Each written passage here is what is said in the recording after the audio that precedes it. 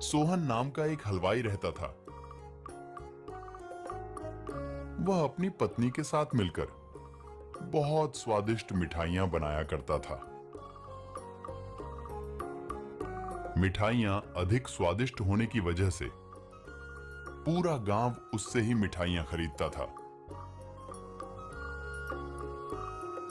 अरे भाई, हमें तो दो मिठाई।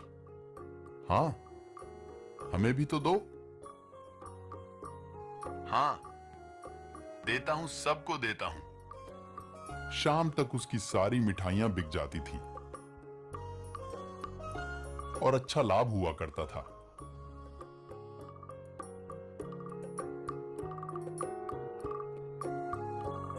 उसका जीवन बहुत अच्छी तरह से गुजर रहा था। जैसे ही मिठाइयों से उसकी कमाई बढ़ने लगी,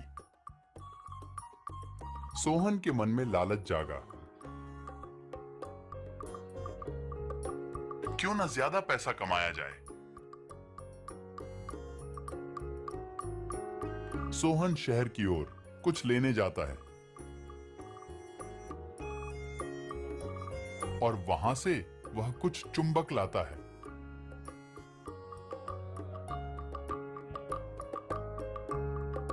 वह चुंबक को तराजू में लगा देता है, मिठाइयों को तराजू में तोलता। सोहन ग्राहकों को कम मिठाइयां देता और ज्यादा लाभ कमाता। वह अपनी पत्नी को सारी बात बताता है। उसकी पत्नी इनकार करती है। नहीं नहीं, ये सब ठीक नहीं है। परंतु वह नहीं माना। एक दिन दूसरे गांव का एक युवक आता है।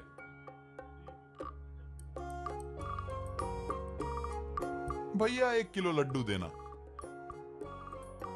हाँ हाँ, अभी देता हूं। वह उस युवक को लड्डू देता है। उस युवक को लड्डू कम लगते हैं। भैया, लड्डू कम है, जरा फिर से तौलना। है, इतना समय नहीं है मेरे पास, और भी काम है। लेना है तो लो, वरना रहने दो। वह उदास होकर वहां से चला जाता है।